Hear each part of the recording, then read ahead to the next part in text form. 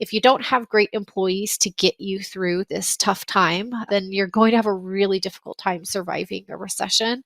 So, my advice would be to focus on both. And just as you would as a business, looking at your Google reviews or your Yelp or Amazon reviews, wherever it is that you do business, being aware and also putting some effort into the equivalent company review sites.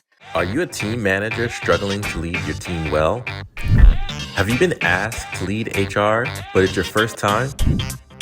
Or are you an HR pro looking for your tribe? While We Were Working is the show for you.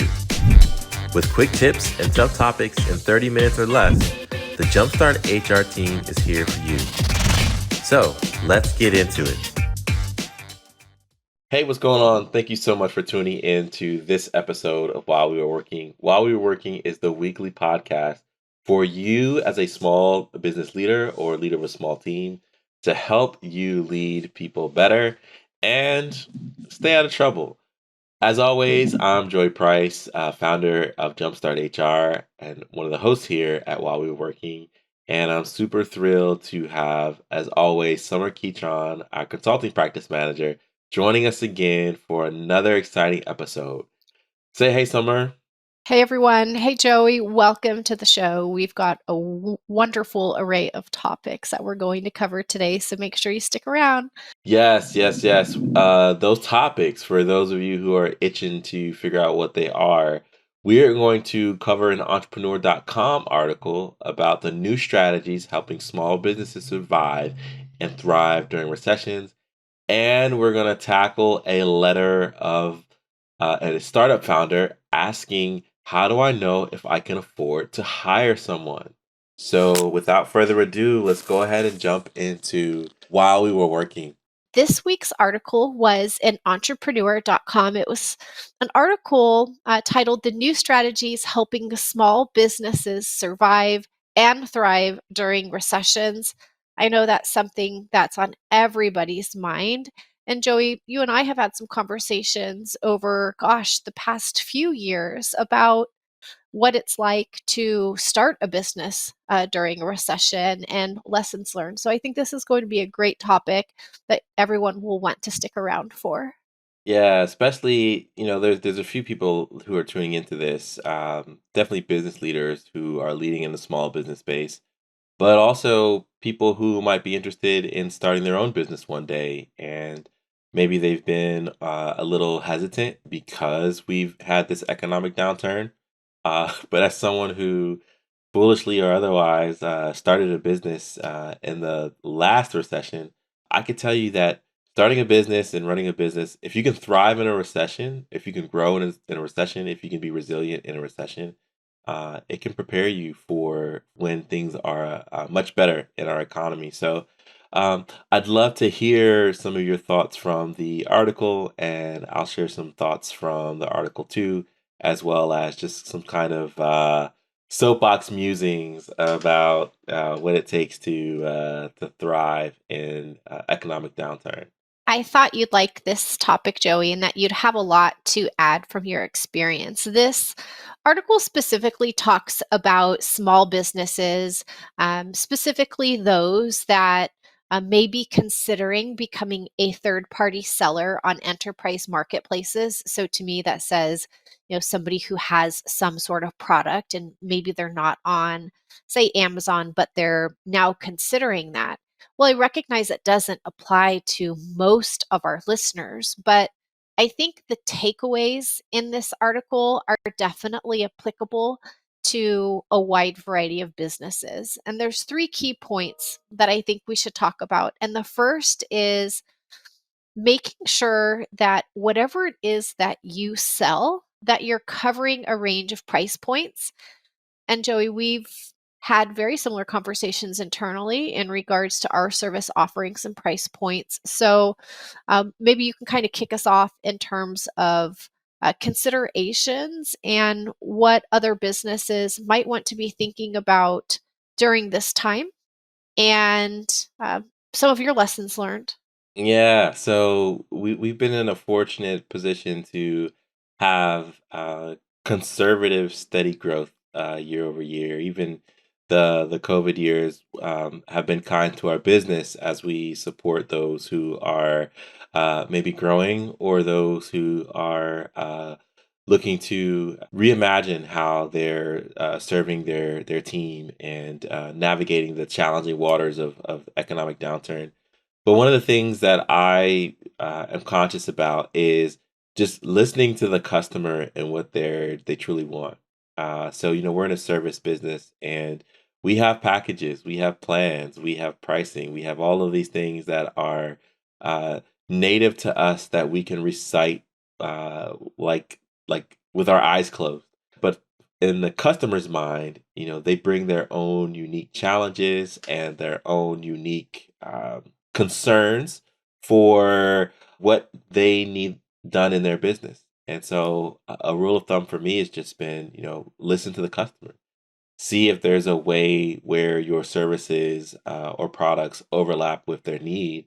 And if they're painting a more abstract picture, find a way to meet them where they are. And that way you're able to create a service offering or a product offering that makes sense for your team and the way that you work, but also Mhm. allows you to co create a solution with your potential customer. So, being sensitive to the needs of your customers is incredibly important.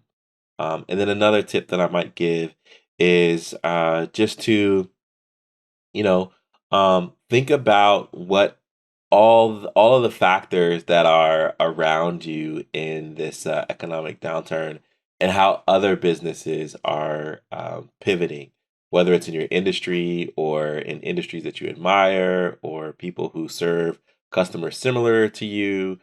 You want to make sure that you aren't left behind if the markets are shifting and maybe instead of annual contracts, they're going to monthly, or instead of, big ticket items, it's smaller piecemeal. Listen to Mhm. what the market is telling you, and you should weather the storm a bit better. I appreciate you mentioning that. And to share a little bit in addition to what you've already shared, Joey, I think it would be great to give a specific example of where we've seen this brought to life. Where in in Jumpstart, we have many customers on a subscription model, and that is like a fractional HR strategic partner. But we recognize that that may be out of budget for a very small business who's just starting out. And as we started to talk to these customers, they were saying, "Gosh, I'd love to continue working with you. We've already kind of checked off the major initiatives right now. And so, what can that look like?" And I think early on, we didn't really have an answer, but we knew that there was this need. And so, out of it came what we consider like flat rate projects now. So, it's not that ongoing subscription, but we identify what their needs are. It's typically a lower price point. It's, here and there as opposed to ongoing. And I think we do continue to evolve that as well for some product offerings that we have releasing here really soon that is, again, serving the need of a different price point. And those weren't things that we had several years ago. So I think continuing to evolve and, as you said, listen to, what your customers are asking for and finding a way to meet their need is super important now more than ever. Yeah, I love that word, evolution, Summer. I think that really encapsulates these past couple of years for us here as we've sought to build a bridge between the services that the market needs and the services that we provide today, and wanting to be authentic in our mission of helping more people get more excited about Monday than they are about Friday. So yes, I love this evolution. You had mentioned something about evolving that made me think about, maybe people are in season have businesses that are seasonal, right? Or they work in a certain industry. So, for example, there's a kid in my neighborhood who does pressure washing of sidewalks, houses, you name it. Um, but in the winter time, he pivots and hangs Christmas tree lights, right? So it's like people aren't getting pressure washing on their houses when it's 30 degrees outside.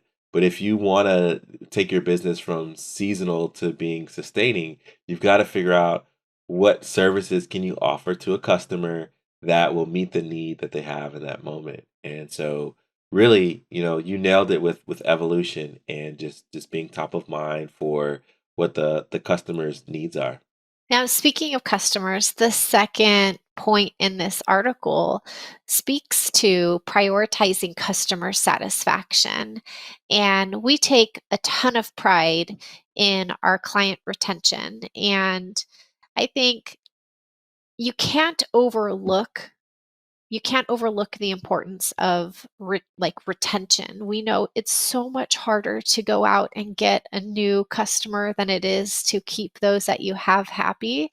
And so not getting too comfortable during this time and making sure that, while we're having to focus on, creating new products at different price points, that we're also giving our current clients all of the TLC that they've come to love, they need, and they deserve. Yeah, it's really about what I say in our team meetings about having a frictionless experience. So making it easy to onboard, making it easy to pay an invoice, making it easy to ask for services and have them fulfilled. It's really, really, really about making it a delight to be a business partner because the opposite of that is you develop being a bad reputation of being a bad business partner. So even when you think you have it down, I would argue that it's worth just looking a little bit further to see how you can make it even more frictionless. Um, that matters so much when you're talking about economic downturns and how do you make it easy to do business with you and easy to stay a partner for companies that are navigating these changes. Now, I just thought of something as you were talking through that, Joey, because, right now we're talking about retention of customers, but on many of our episodes, when we talk about retention, we're talking about employees. And I think that it's important not to overlook the importance of both. But in this article on Entrepreneur, in this section of like prioritizing customer satisfaction, it talks a little bit more about ratings, right? So, like if you're a seller, how like boosting your ratings and having positive ratings will help you have a sustainable business. And I think about the same on the employee side, because if you don't have great employees to get you through this tough time, then you're going to have a really difficult time surviving a recession. So, my advice would be to focus on both. And just as you would as a business looking at your Google reviews or your Yelp or Amazon reviews, wherever it is that you do business, being aware and also putting some effort into the equivalent company review sites is also important, because we know your future employees are going to go out there and look at whether this is a great place to work. So I think it's important to pay attention to both. Yeah, and Summer, we wouldn't be in HR podcast if we didn't cover the HR angle of this thing. So I love that you guided us here. You're right. You're right. The employee experience matters just as much as the customer experience. And I'd argue that if you have a good employee experience, that should pass through to a good customer experience. And maybe you're small, maybe you don't have the reviews on like a Glassdoor or an Indeed or a Yelp or wherever the case may be.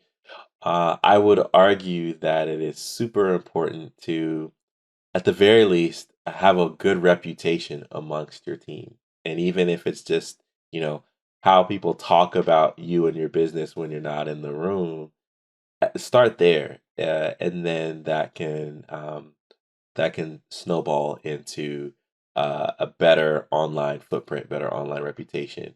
And when people are interviewing, you'll hear people overflowing with, "Oh, I love to work here, and here's why," and it'll show. It'll truly show. So, It absolutely does. And the last topic in this article to cover is diversifying the opportunity. And this is something we've explored quite a bit in the recent year. And so it's very timely to be talking about it. And in the article, it essentially talks about, again, kind of going back to selling on enterprise platforms, but it's a very universal concept is if you have a service or product that you're currently offering, to be thinking about once you have whatever that is running well, like a well oiled machine, that you're thinking about what other products or services can I now offer either alongside on these same platforms or can I now gain efficiencies from? mhm. So once you've identified what that opportunity is, to sell that service or product, to always be thinking about how do I diversify this? Because let's say that one item is really popular based off of a trend or maybe something that's happening in the world. You can't put all of your eggs in that basket. So to make sure that as you kind of have these natural ebbs and flow for demand, that you're setting yourself up for success, similar to what you would do with your finances, really. Yep, I agree. I agree. Couldn't agree more.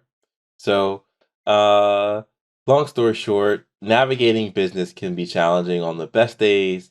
It's incredibly challenging on the worst days and the worst economic seasons. We're not out of the weeds yet, but I argue if you are looking to start business, go for it, as well as follow these tips that are in the article, as well as our commentary to help you navigate the road ahead. And if you're already in business and you're looking for some fresh tips, definitely come back to this and be accountable to some of the information that's shared in the article as well as our tips. So we'll drop that in the show notes for you to take a look at whenever you want.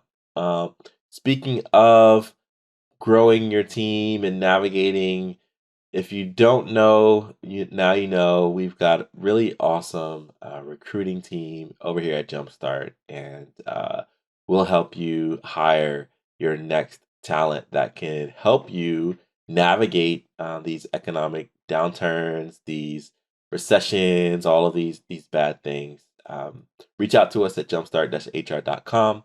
Not only do we do the recruiting, but we'll write the job descriptions. We have data and intel to help you pinpoint appropriate salaries, top job skills, and so much more with our recruiting analytics tool. And yes, if you're looking for a partner that will help take your hiring to the next level, reach out to us today. Uh, Speaking of hiring, we'll go ahead and jump into Consultants Corner. I'm going to pivot just a bit because I think that this is fun. So, and Summer doesn't even know we're going to do this, but we were talking before the show about some fresh ideas of the show. And one thing I want to play with is I'm a music fan. Summer, are you a music fan? I am a music fan. Okay, cool. So what we'll start doing, we'll see how long it lasts. But I had this idea based on this talk that I did at Paycor, to take our Consultants Corner question and turn it into a song by a particular artist. And so this week, since we as a team saw Earth, Wind, and Fire in concert, I figured, hey, let's go to ChatGPT and create a song in the style of Earth, Wind, and Fire that helps us answer the question of the day. So here's the pre-chorus and the chorus. Summer, can you guess what the question is that we're solving? So it goes, "Oh, we can't hire too early, can't hire too late. Gotta feel the rhythm, let it dictate. Struggling with decision under so much weight. Need to find the balance before it's too late. We're asking, when's the time to grow? We're wondering, how will we know? Don't want to rush, don't want too slow, just like the earth, wind, and fire flow. That's fantastic. That's fantastic. Yeah, yeah, and Very so entertaining. So it sounds like we're talking about when do we hire someone, or when is the right time to hire someone, or can I afford to hire someone? that's it. That's it. Our consulting corner question is, how do we know it's the right time to hire our next employee? So, not only do you get a fun song out of it, but you're going to get some tips. So, Summer, what are your thoughts on this topic? Well, it's a difficult one because I think it's so different for every business. I think I always first I always trust my gut. I know we've talked about that before, but I always ask myself when I'm faced with, any difficult decision, how does this feel, or how might this feel on the other side? And so when I'm talking with small business owners and they're asking the same question to me, we're kind of talking through what are what are opportunities that may have been missed or lost because they're only one person and they can't possibly do everything themselves. And so starting to quantify like what those missed opportunities are, not to mention the aspects that you really can't put a price tag on. If you've got a business owner who's working 70, 80 hours a week, not only is their health going to suffer, but their family and friends are going to suffer too. So I think there's kind of that first like gut and personal check, and then starting to pick through how much is it going to cost to hire somebody versus what are some of those missed opportunities or opportunities that could be gained by freeing up some time and having that person on your team. Yeah. Yeah, there's the opportunity cost of not making that investment. And so, I mean, I am again, just this is one of those examples from the recession and how to grow. You have to invest in your team and the potential of your team. And if you find that you are time bound, or you can't be in all places or in all rooms and wearing all hats, uh, you've gotta you've got to pull the trigger on bringing someone on board who can help the business operations continue to grow. And so we've done just that over the years, and it's worked out. I mean, do we get hiring, right all the time? No, I think, there's various reasons of why people stay and work out and are awesome, and then various reasons why there may not be a good fit. But the reality is if you're doing your due diligence and you feel good about the hire and you can justify why you need that hire in the first place, and make that a value that we believe that this opportunity is important, that puts you on the course of finding the right person. And if it doesn't work out, going back out there and finding the next person.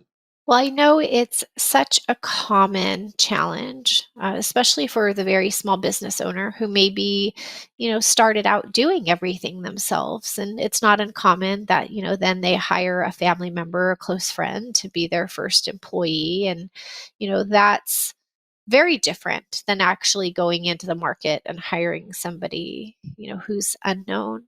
So I do think that it's important to identify exactly what you're looking for and making sure that there's both that skill fit as well as the personality fit that you described, because it can be very expensive. And speaking of expenses from an actual budget standpoint, we can't ignore that that's a huge factor for a small business as well. And if we have folks that are listening who are curious how to do some, kind of quick back of the envelope math on like, well, how much does it cost to hire somebody? I think, here are some quick tips that you'll want to take away. Of course, first, looking at your finances and determining like, well, what is your budget, first of all? And then making note of the wage that you intend to offer for this individual. There's a ton of information out on the web. We also do salary research, have intel that we help our clients with. But you would take essentially the total wages in addition to FICA, which is essentially that gross wage. And you would have an employer responsibility for about 7.65% plus FUTA, which is a employer tax as well, and that's 6% of each employee's first $7,000 in wages. You'd add to that, of course, any benefits that you might want to offer to your team. So these, you know, in most cases are optional, with the exception of a couple states that have required benefits. And then things like your payroll expense. How much is it costing you to actually process and run payroll? Workers' comp expense. And those are like the basics. So if you start to write all of those down and you add them up on an annual basis, you can get a pretty good estimate on what that cost for that team member would look like, and make a better, well-informed decision if you can afford to hire someone. And all of those numbers are, and they should be within the context of, can your business support the new hire, and have some idea or thought to, in what ways will a new hire either generate revenue or free up your time so that you have time for other aspects of the business. Um, and so on. So it's got to make a financial sense. But summer, full time isn't the only way to hire or to bring on folks to your team. Could you talk a little bit about some of the other alternatives to bringing on a full time person? Sure, I think there's quite a few here, and one that I sometimes hear after I've talked to business owner about, those numbers that I just shared. I hear, well, I'll just hire them as a consultant, and then, or a 1099 contractor, and I don't have to worry about paying all of these taxes and benefits. And on the surface, that might sound like a really fantastic way to save money, but I throw up a red flag here because there's quite a few hurdles, some that are higher in some states than others, that have to be cleared, that you have to pass certain tests in order to hire somebody in that type of relationship. So I just kind of caution, if that's something that you're considering, that you ensure that the individual, the position actually meets the requirements. But you could hire somebody part time as well, and that could help with all of those numbers that we discussed. Or you could also hire somebody through an agency. So let's say you wanted to have somebody on staff, but you didn't want really any of the like employer responsibilities. You can hire them. I call it payrolling through another company. So there's payrolling, staffing agencies, PEOs, a lot of different arrangements where the individual working for you isn't technically your employee on paper.